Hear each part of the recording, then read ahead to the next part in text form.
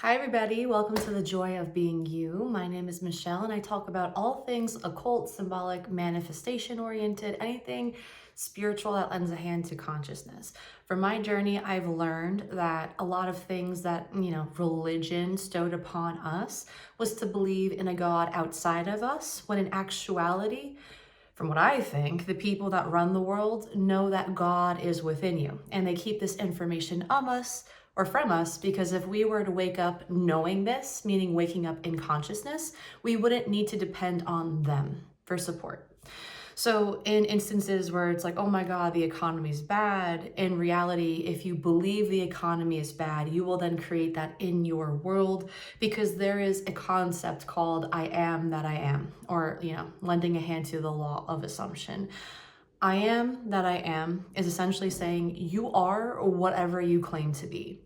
I forget what was really going on when Moses was like, God, who are you? Like, I used to be very much into scripture and like learning the occult and learning all the numerology and all like what the women mean in context to the men and how that symbolically means the subconscious and consciousness and the sun and the moon and all this crap. And it's like, great, you understand symbolism. Congratulations.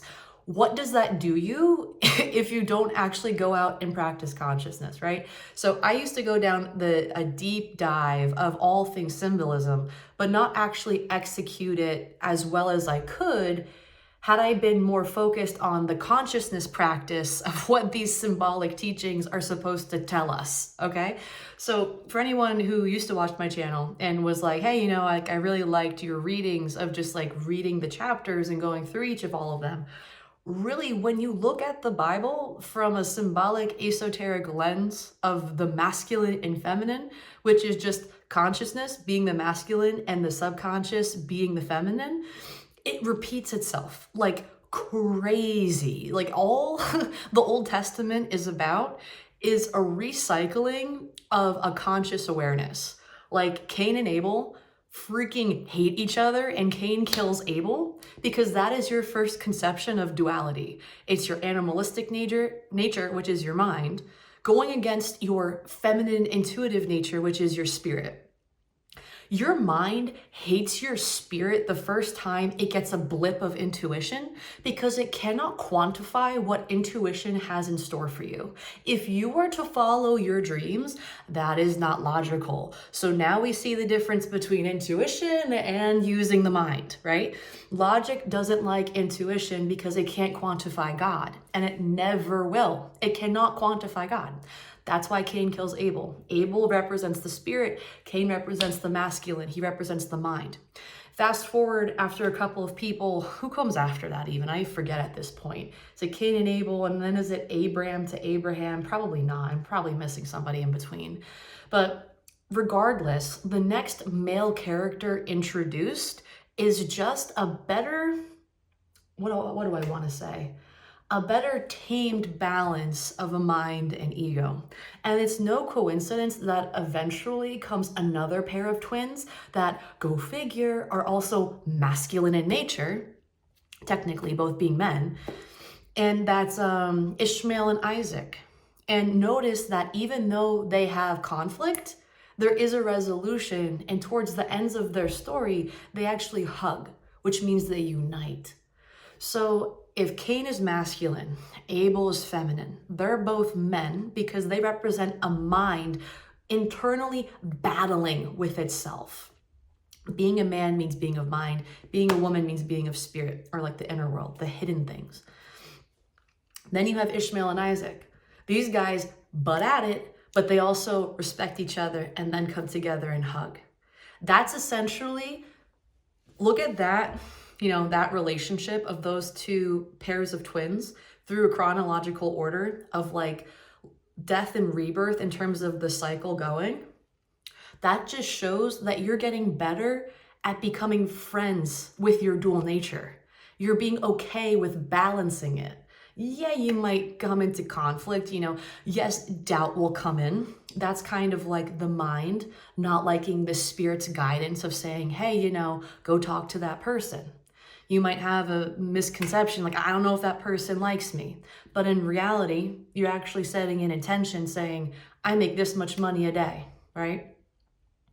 But you have this weird subconscious, program from years ago that you're like, oh, people don't like me. You're trying to get over it, and you're also trying to manifest money. If you were to listen to your intuition and bypass that subconscious block that you've had for so many years, that person may in fact give you a job opportunity to make whatever amount of money you set an intention for. So it's like when you see Cain and Abel, Ishmael and Isaac playing out as like your conscious judgments versus your subconscious innermost deep beliefs, you can see that they personify aspects of your inner world through these characters. Jesus is not born of a man because it implies he's born without using his mind. He is born perfectly in tune with the feminine, which is why Mary is a virgin. It's not physically being a virgin. She's virgin in her innermost feminine nature, which is the subconscious. So if Jesus is born of the pure subconscious affirmation, technically speaking, because these people are personified ideas, that means Jesus is born without judgment. So therefore, he can say something and it will come to pass. And this is going back to when Moses was, going to God, and there's some, I think it's the Israeli army he wants to go back to and say like, God, tell me, what is your name? I need to go tell these guys your awesome power because like you helped me. And what God says, take note of this, God, okay, the most infinitely knowledgeable and intelligent essence, I guess, in scripture, or like what people can assume of this reality or of this dimension or whatever. God doesn't say, my name's God, hey, he's not like, hey, what's up? My name's G-O-D. He says, I am that I am. Now, let me ask you this question. Do you think an infinitely abundant intelligence that supersedes any potential anyone could create in this world would maybe mess up in introducing him to himself to his own creation, Moses, who is by far imperfect? God's like, shit, I forgot my name's God. Sorry, I am that I am. Like, no, okay? He's speaking in tongues. He's speaking in parables. That's why Jesus said, I speak in parables.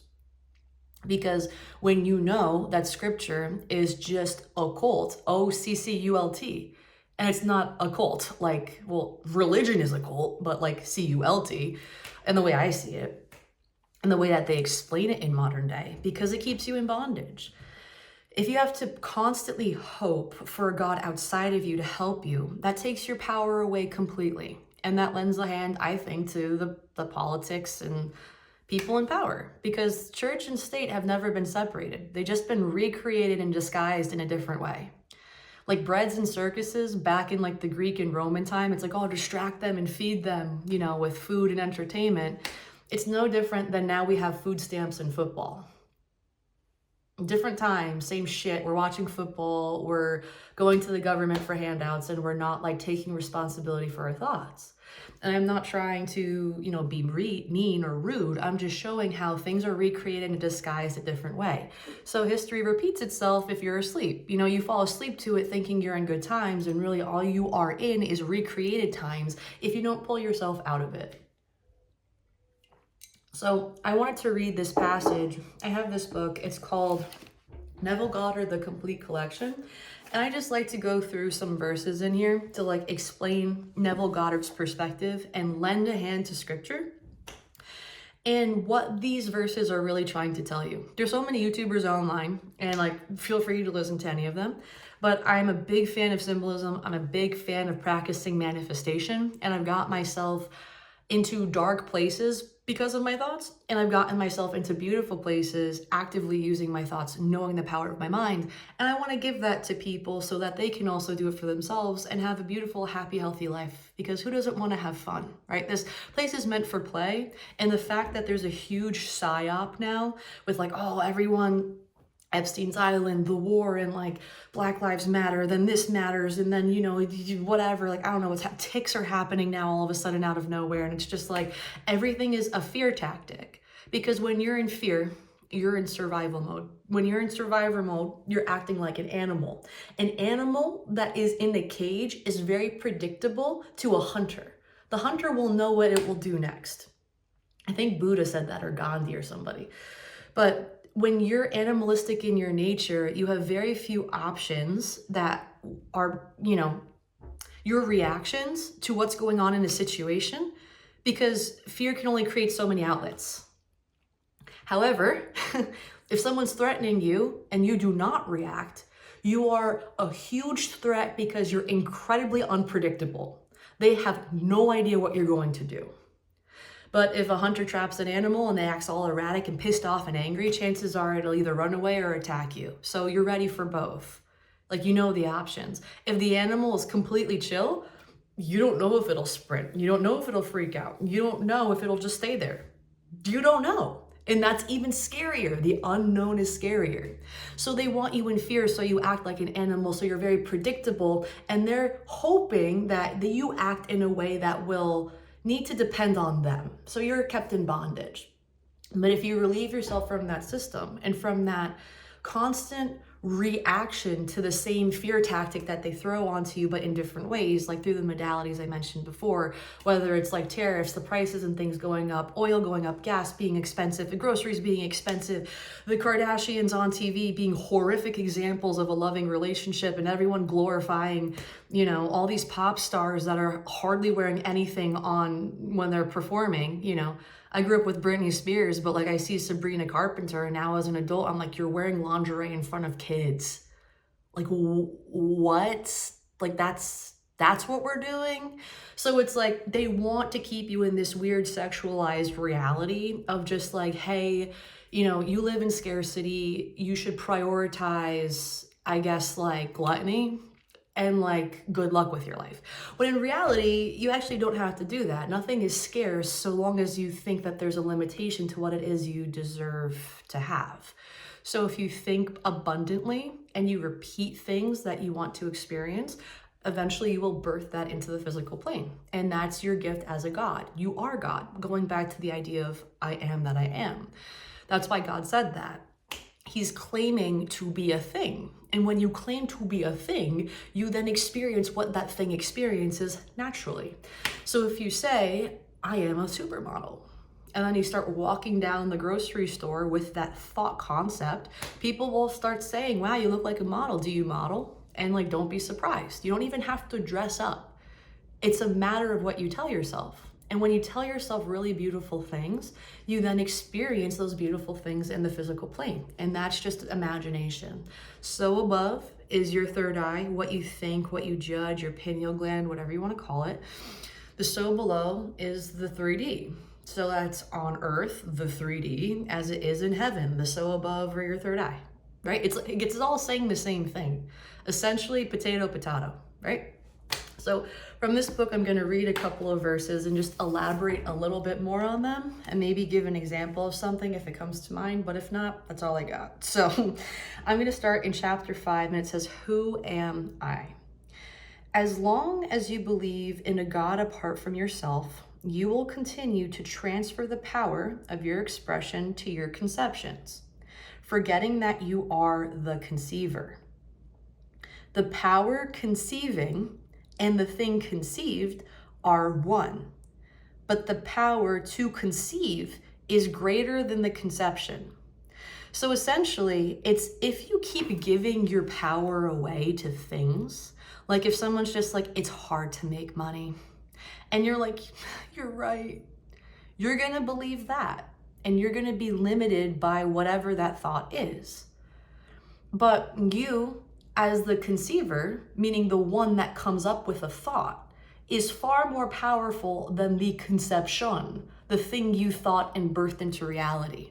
So you might think for a little while, money's hard. Like, how do I make money? I don't know. I have to hustle and grind and work 3 jobs. It's like, okay, but do you see how that lends a hand to the system in play? I might be botching this through like timelines and shit, but from the Rockefeller era. Like, Rockefeller made people not great thinkers, because if you think, you'd come up with stuff like this, where you're like, we don't need you, right? But he said, I want to make a system that makes great workers who are compliant. When you're compliant, you're obedient. When you're obedient, you don't think. And when you don't think, you're imprisoned to whatever you're giving your beliefs away to. Because you forget, as a conceiver, you're far more greater than your conception. So we've been programmed to believe a traditional way to make money is a 9 to 5. And if we're slammed with a shit economy, that makes us judge how easily money can come in and how easy it is for it to leave. But if you don't believe in that system, because reality existed before that man dictated it to be a global thing or a national thing or whatever, you can kind of logically work with yourself saying reality existed before this whole 9 to 5 dogma got into place. So people existed before then. How did they get successful? How did they get abundant? And granted, yes, lifestyle was absolutely different. Family dynamics were different. Community was different. But nonetheless, you are constantly creating. So therefore, you can bypass obstacles. And that's why your attention is so important. And that's why a lot of people in power want your attention. Think about it. You are forced to, I want to say, have so many dopamine spikes that like you can't focus. And that's not because the people in control just like want to have fun with your brain, so you like short circuit. They want that, yeah, but it's not for fun. It's very purposeful because your attention is the most lucrative thing that they can take from you. Because if you understood your attention creates your reality, then you'd understand they're nothing but smoke and mirrors. Just like the Wizard of Oz. Like Oz is like some creep behind the screen door. It's like this the same thing with life. Like it's like a bunch of weird people that just have this crazy fix for power, when in reality we're all born with this divine capacity to create through thought and thought alone. And the more you practice focusing and taking back your attention, you rob them, which is great because the system would not be able to sustain itself if enough people were able to pull back and recognize this power, right? So let's see, what else do we got here?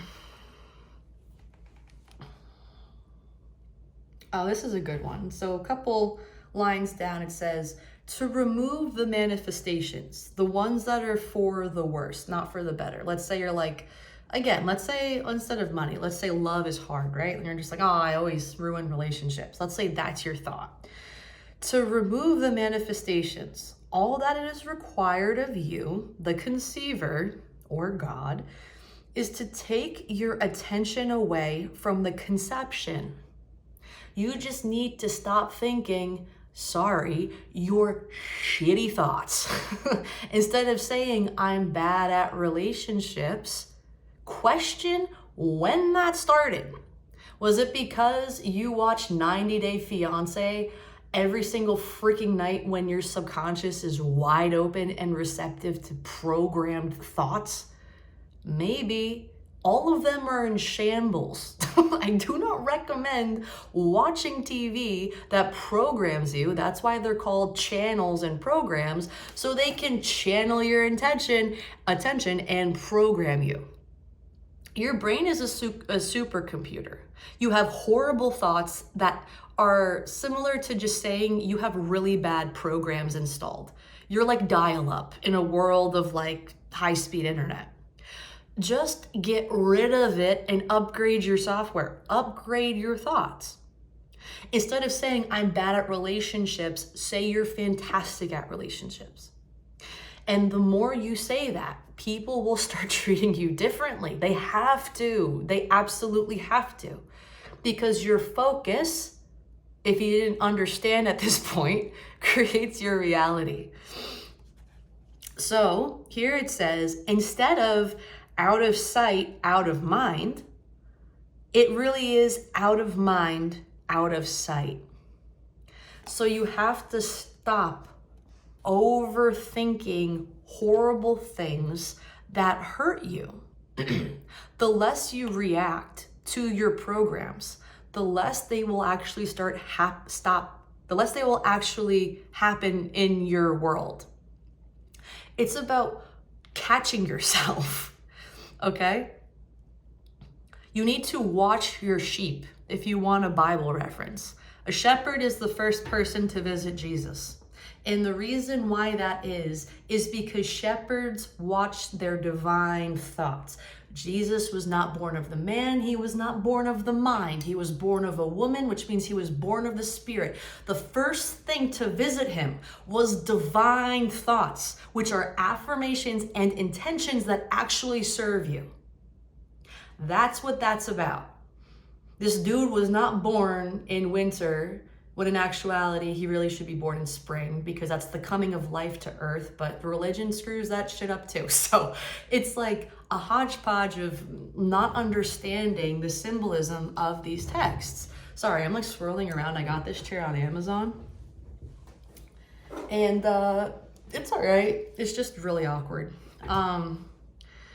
But when you understand these stories for what they are, it's cool to understand them in theory. I can tell you all about the symbolism I understand from my point of view and the teachers I read about.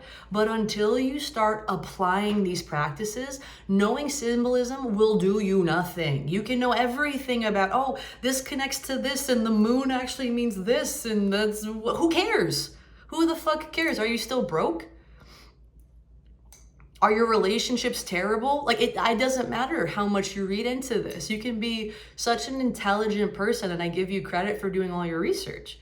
And, you know, maybe you didn't even know the spiritual stuff actually connected to the consciousness concept. But when you do, you can stop, I think, forcing having to understand symbolism, and you'll actually just sit back and apply what this book talks about, or the Bible, or the Torah, or wherever book you came from, because all religion is the same. It's just been corrupted to make you think that there's individual gods, when in actuality there isn't. There's just one. And the one God is just awareness. It's just life force. That's it.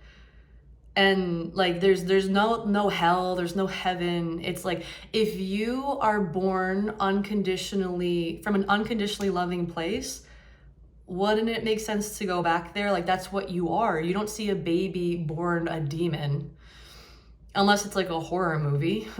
But like, they're born unconditionally loving. They're very needy. They need you to love them, and then they will love you in return. So it's like, the way I see it, it makes sense to understand we all come from a beautiful place. There is no place of damnation, because you are also given free will. If you're given free will to choose whatever it is you want to do, that means God had the foresight to be like, there's no punishment because I'm letting you choose. You have free range of anything. And that's what an unconditionally loving person does. They let their children suffer, because that's how you learn. And that's it. So when it's just broken down that simply, you know, I'm not to say I'm right, it's just my point of view, but it releases a lot of dogma and the mess of religion, for sure. I also don't think there's a masculine and feminine thing like that. Inner child healing, I hate that very much. Oh, you need to heal this child. It's like, no, you just need to stop thinking horrible thoughts. You don't need to light a candle and like do Paul DeSanto in your garage and like chant and run around something 5 times. I mean, if it makes you sleep at night, your beliefs create your reality, so sure. Like, voodoo can kill people. It also won't kill people. It's dependent on, have you been indoctrinated by that culture or not? That's why your attention is powerful. It can literally make you live or die. Like, I don't know, man. If you wanted to control people, I think you'd want to control their attention. Just a thought. So with that being said, if you like this video, please like, share, or subscribe to my content. I also wanted to say that I have a couple of things for sale. I have some merch that's like the occult, kind of esoteric Bible scripture stuff, if you're into that. I also have an Etsy store where I have more of like I don't know, promotion of like life is beautiful. So you can find these kind of cute portraits that I make that are more rustic and colorful in nature, as well as a children's book about consciousness. It's called Who is the Voice That Lives in My Head? And it talks about the dynamic between the mind and intuition. And I mean, I would say a fair age for a child to understand this is probably 6 or 7, like kind of. And then with time, obviously, the further, I don't know, you get into teaching kids about the power of the mind, then they can go back to it and understand it more. But hell, if your child's smart at like 2, go for it. I appreciate any and all support, and I do not mean any disrespect by anything I had said. I am just solely speaking from my experience and how I witness my manifestations come to life. And it's from not just reading things, obviously, it has to be applied. So until then, or until next time, happy manifesting, and I'll see you in the next video. Take care.